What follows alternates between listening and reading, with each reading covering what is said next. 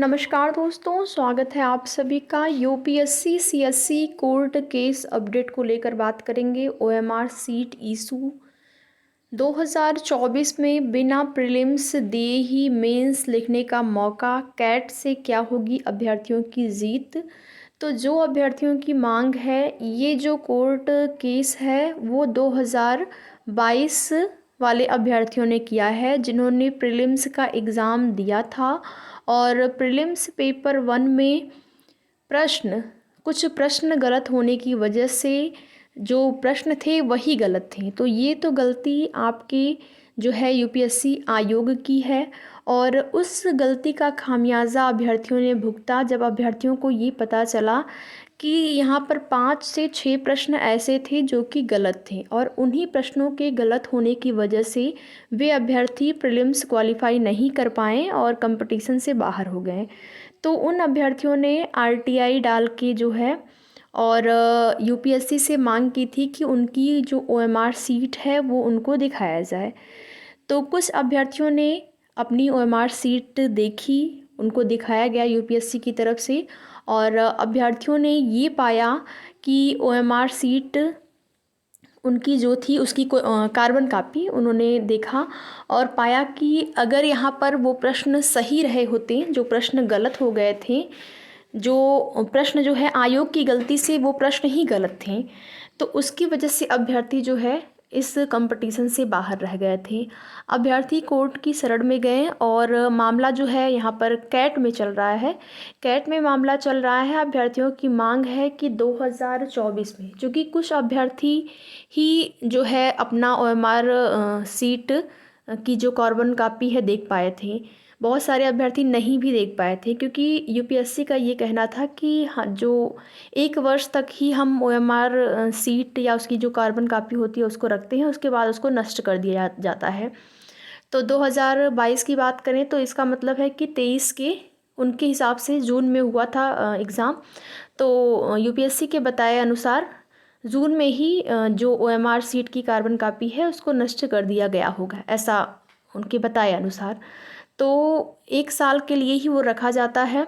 जिन अभ्यर्थियों ने पहले मांग की, पहले आरटीआई के माध्यम से जो है अपनी ओएमआर सीट यूपीएससी से निकलवा ली थी।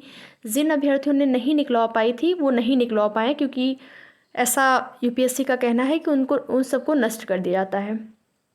तो यहाँ पर जिन अभ्यर्थियों ने ये पाया कि ओएमआर सीट या फिर जो उनके 6 प्रश्न जो पेपर 1 में दिए गए थे, आए हुए थे, वो प्रश्न में जो है प्रश्न ही गलत थे, उसकी वजह से अभ्यर्थी जो हैं बाहर हो गए हैं।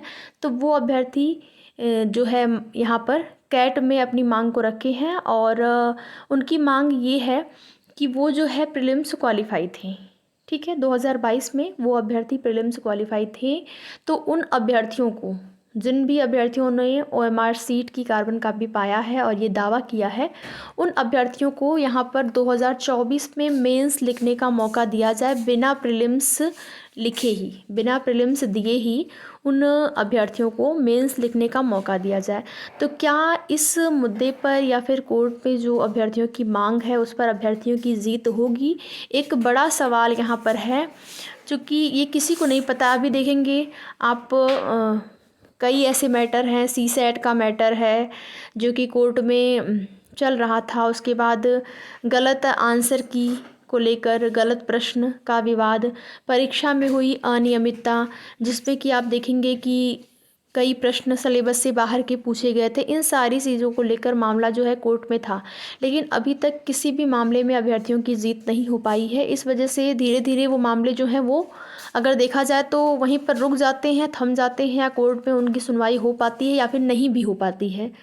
तो ज़्यादा फिर अभ्यर्थी अपनी अगली तैयारी में जुट जाते हैं, ज़्यादा कोई उस पर जोर नहीं देता है। तो अब यहाँ पर ये देखना है कि जिन अभ्यर्थियों ने ये पाया कि उनके प्रश्न सही थे, उन्होंने जो आंसर दिया था वो सही था, प्रश्न में ही दिक्कत थी, या जो प्रश्न थे वही सही नहीं आए हुए थे, जो कि यूपीएससी की गलती है, आयोग की गलती है। तो उन अभ्यर्थियों की ये मांग है जिस पर कि यहाँ पर डेट लग चुकी है सुनवाई के लिए।